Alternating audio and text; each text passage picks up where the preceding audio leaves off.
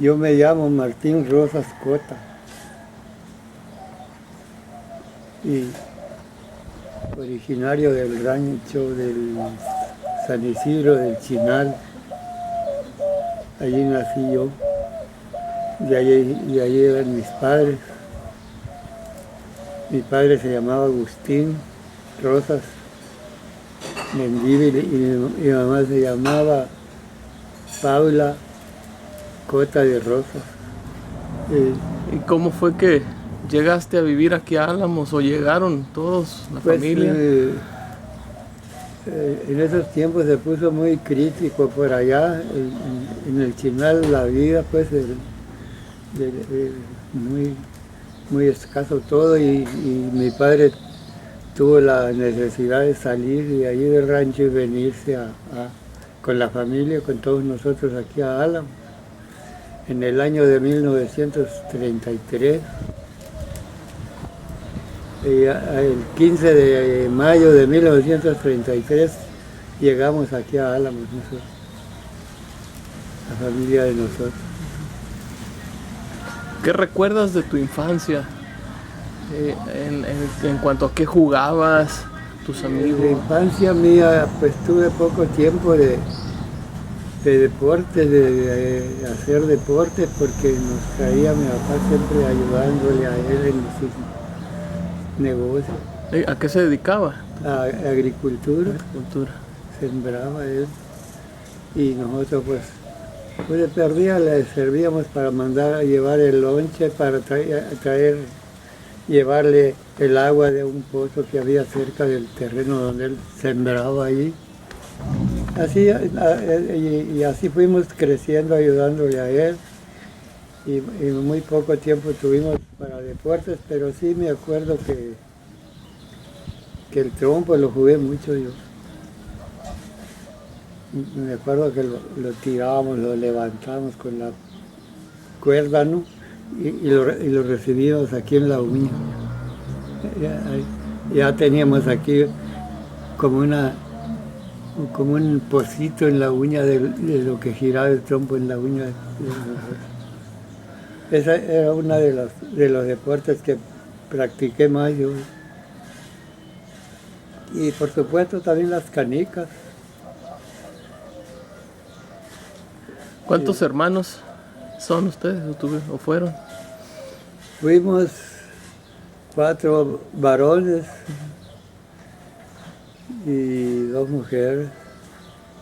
Y todos vinieron a vivir aquí a Álamos en ese entonces, en Sí, 1933. Todos veníamos.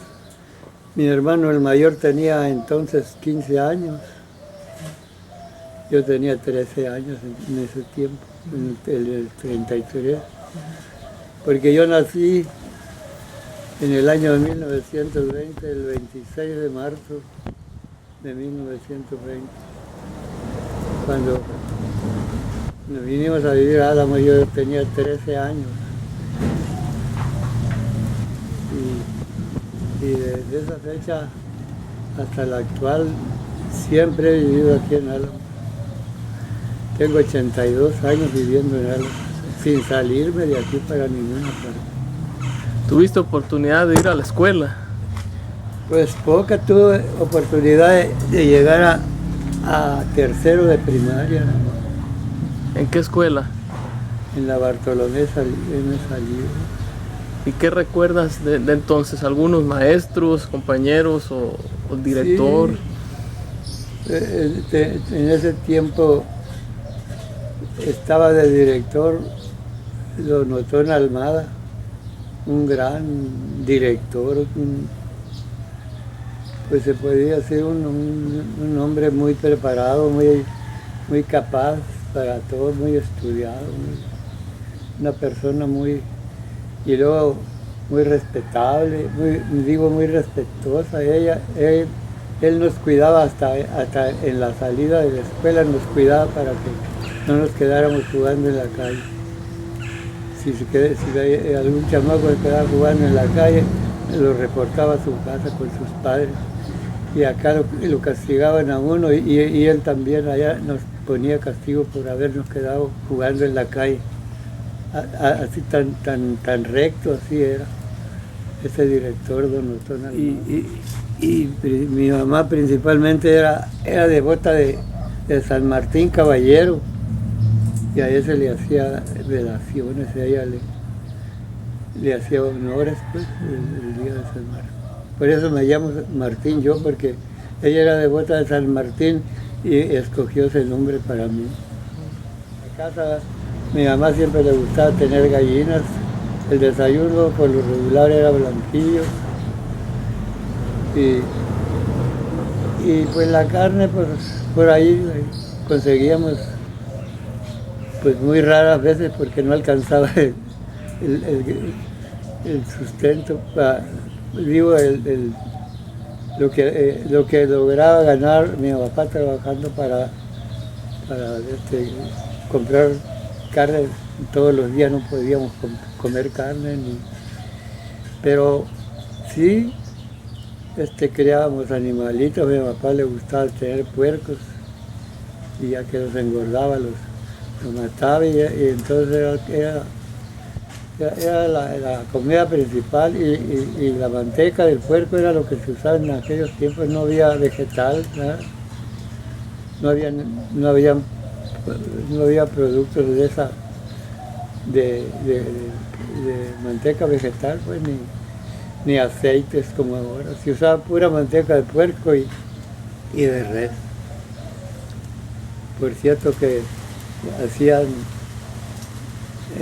cuando mataba a los puercos mi mamá tenía el don de ser muy buena para preparar las carnes, y las adobaba las carnes con materiales que apenas ella sabía qué es lo que necesitaba. Y caso que a mí se me hacían muy sabrosas las carnes que preparaba ella.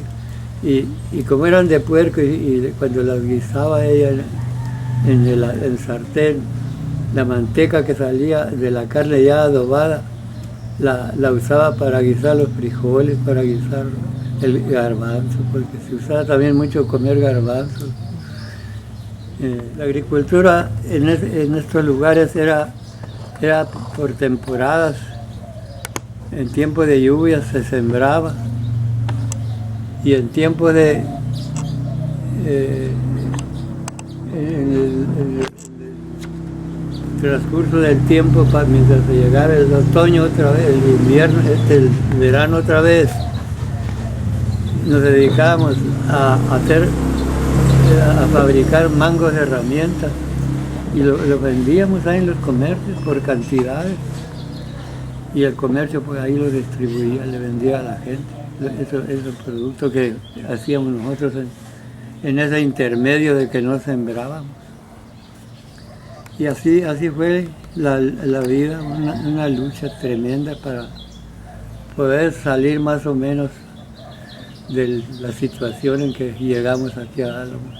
¿Cuáles son tus primeros recuerdos aquí en Álamos? ¿Qué impresión tenías de la ciudad? ¿Cómo Pues, era?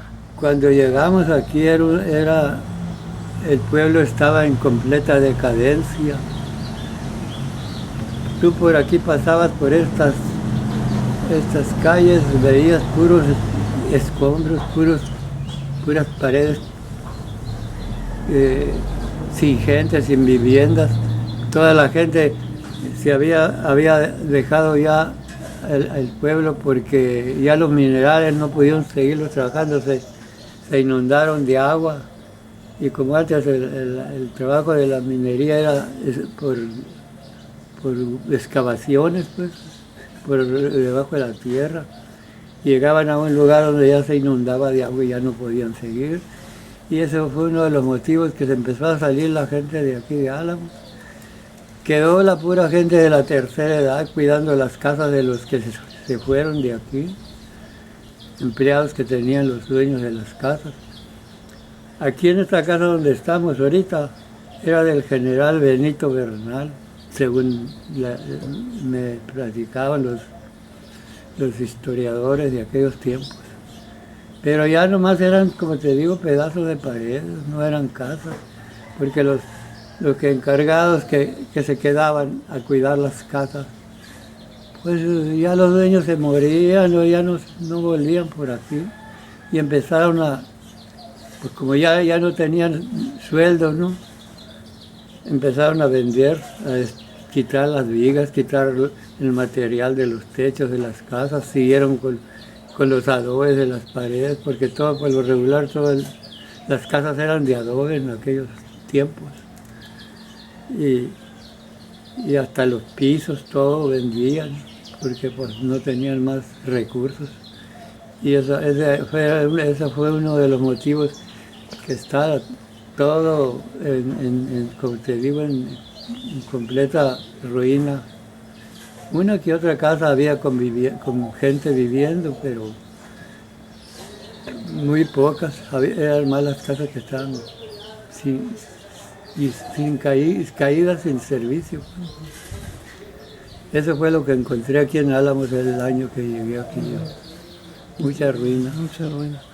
Pero había algunos comercios. Sí. ¿Recuerdas a alguno de ellos? Pues había el comercio de don Marcelino Parra, un comerciante que era del estado de Chihuahua, que vino aquí a la bonanza de cuando Álamos estaba en su apogeo la minería y todo eso. Él vino y puso un comercio ahí en donde está la botica nueva ahora de Guerraflores. Esa era la casa de él, de don Marcelino Parra. Y había otros comerciantes. Hubo un señor,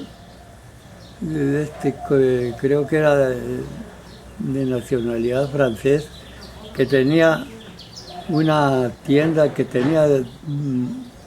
vendía de lo más lujoso, vestidos para novia y todo eso.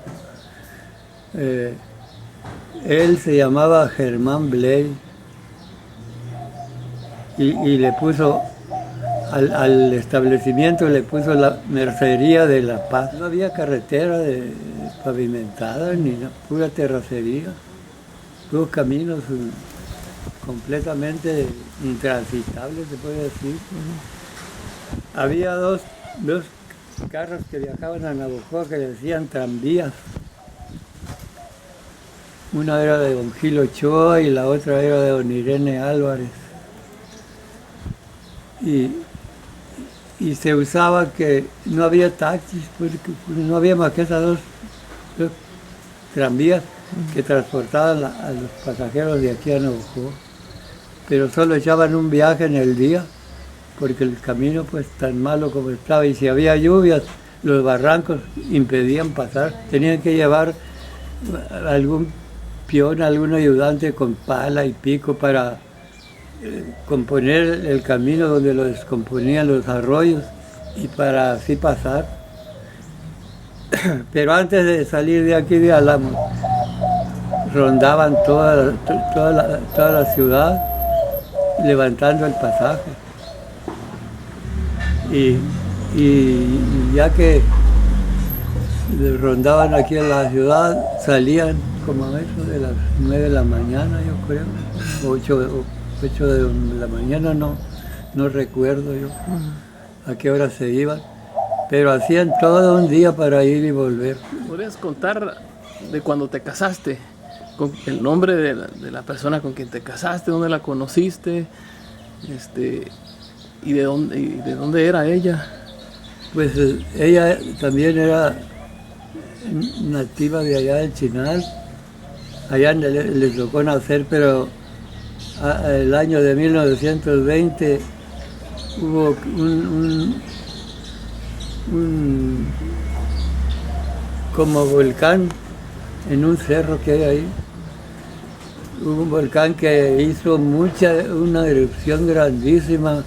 Dicen que las casas, como eran de tierra, todas las de las casas, las sacudían las explosiones del volcán y caían de las bardas, caía la tierra. En los arroyos así, donde habían pasado los animales y dejaban los hoyos de las huellas, pues, los enrazó, la arena amaneció rasita de lo que se sacudió con esas explosiones que hizo ese volcán.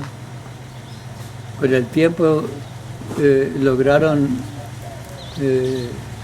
sacar por conclusión que era un volcán de gases venenosos, porque echaban animalitos como chapules, ratones ahí al cráter, donde abrió el cráter, donde reventó el volcán, y echaban animalitos y cuando caían se morían. Entonces, por ahí sacaron por conclusión que fue volcán. Y por esa razón... Por esa razón se vino mi suegro, Ajá. el papá de mi esposa. ¿Cómo se llamaba tu esposa? Mi esposa se llamaba María Florencia Mendívil. Mendívil, tenía los dos apellidos Mendívil. Mi suegro se llama Manuel de Jesús Mendívil y mi suegra era Paz Mendívil, de Mendívil. Y ella cuando se vinieron del rancho, que sucedió eso que te digo, y se asustó mucha gente, decían muchos de tan asustados que estaban con los nervios, como quien dice, de punta, se salieron del rancho porque parecía que se iba a hundir toda la tierra y salieron. Muchas personas, y entre ellas salió la familia de mi suegro. Y mi mujer, mi esposa, María Florencia, tenía nomás 3 meses de nacida cuando se vino a mi suegro a vivir aquí a Álava. Yo me vine hasta los 13 años después. Aquí la conocía ya chamaca de como unos 12, 13 años. ¿Qué año se casaron? Nos casamos en 1939. Teníamos 19 años. ¿Cómo fue la boda? Pues muy humilde, familiarmente nomás, porque no había los recursos para hacer fiesta ni nada de eso. Aparte de que teníamos a mi padrino de bautismo muy enfermo, muy grave. Otro motivo por lo que no hicimos nada de fiesta. Bueno, me contabas que había un lugar donde llegaban con las mulas, con los burros, ¿no? Sí. Y los atendían ahí. Sí, ahí era como pues un paraje para los arrieros que venían de los ranchos, porque en ese tiempo el medio de transporte eran en burros o en mulas las cargas que traían los rancheros. Y había ese señor, don Antonio Palomares, que se le vino, y yo creo que fue como una ocurrencia de empezar con ese negocio.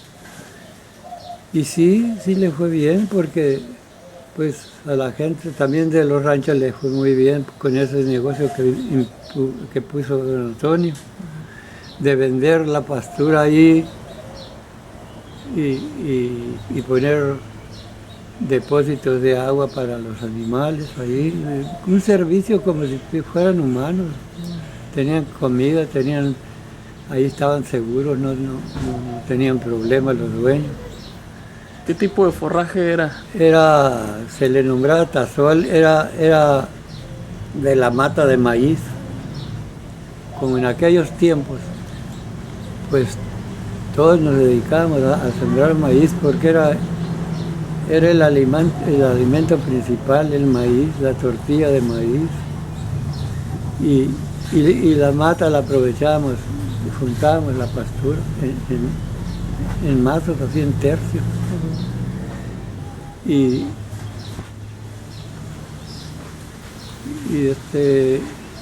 él, don Antonio,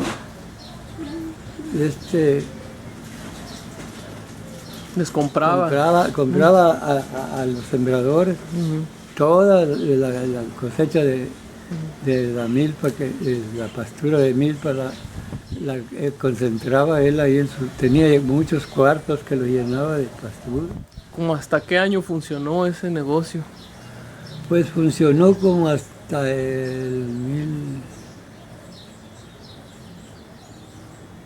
como en 1940, 41, por ahí así.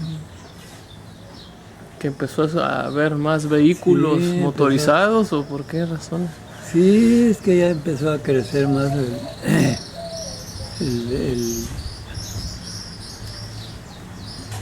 ya los gobiernos comenzaron a interesarse más por arreglar el camino, cuando menos de aquí a Navojoa, y ya empezaron a venir más carros, más vehículos a transportar carga o pasaje, lo que fuera. Ya se empezó a crecer pues el número de automóviles. ¿Recuerdas el primer expendio de gasolina?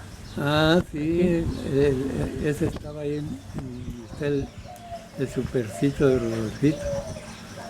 Era como un pozo, no sé si sería un tambo gasolinero lo que metían o alguna pila que había, que ahí estaba ahí depositada la gasolina, y para expenderla, para venderla, la sacaban con una bomba de mano, como se usaba para sacar de los pozos, sacar el agua también. Ese era porque no había electricidad, no había ninguna otra forma de-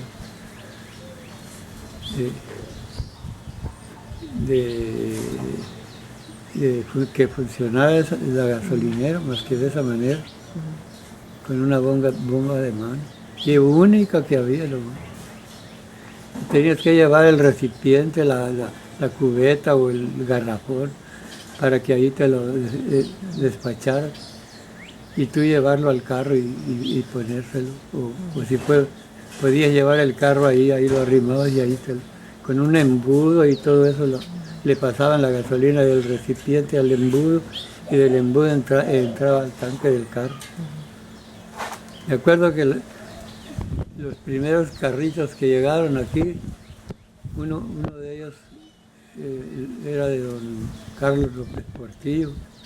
En el año por allá de 1946 llegó con ese carrito, pero de esos que no tenían motor de arranque, pues no había electricidad, ¿qué motor de arranque iban a tener?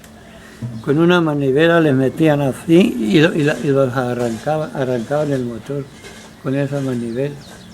Ya nomás zumbaba el motor y la sacaba la manivela y ya así al volante a manejar el carro.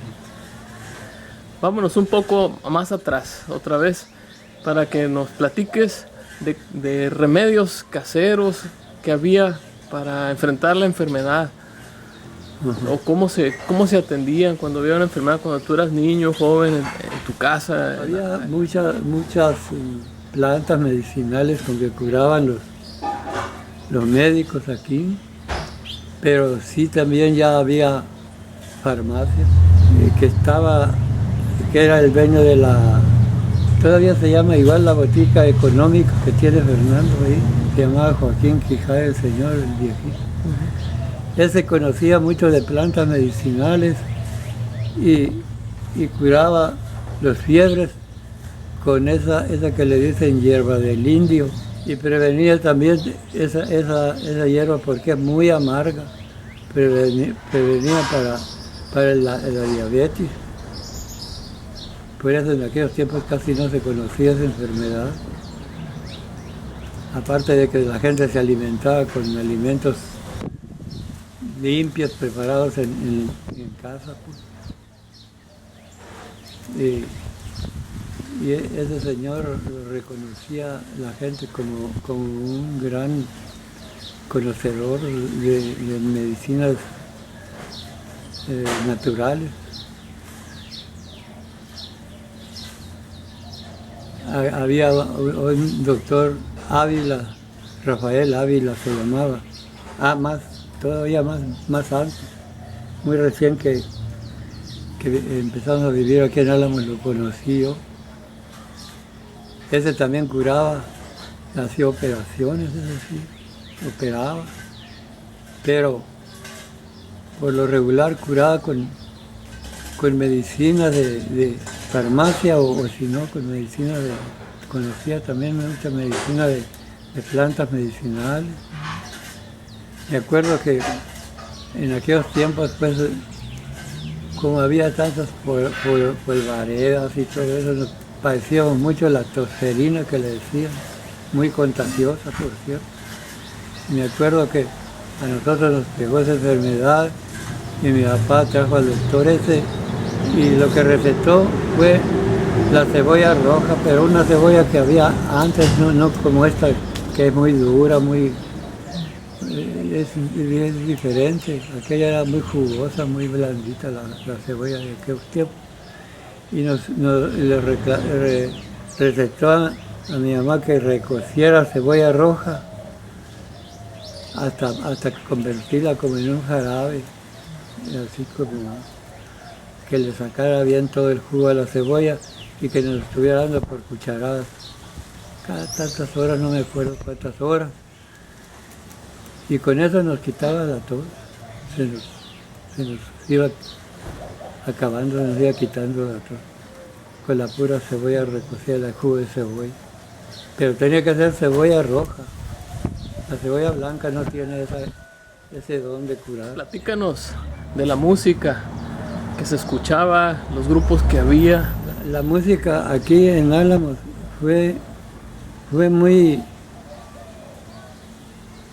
como te dijera, muy valiosa porque había unos grandes profesores músicos que leían por nota y ellos tenían sus orquestas, le decían, entonces no eran conjuntos como ahora. Formaban orquesta de jóvenes así y esa era la música que teníamos aquí en el pueblo. Pero grandes profesores y música que pues, como quien dice, inmortalizable porque todavía se usa en los, en los grandes eventos. Lo que tocaban esos conjuntos que había aquí en Álamos en aquellos tiempos. ¿Dónde tocaban? Pues en aquellos tiempos no les cobraban impuestos por dinero a los músicos como ahora.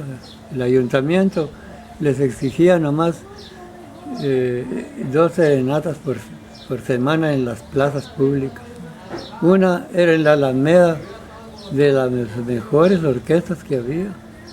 Tenían que tocar 2 horas en la Alameda los jueves y 2 horas en la plaza los domingos.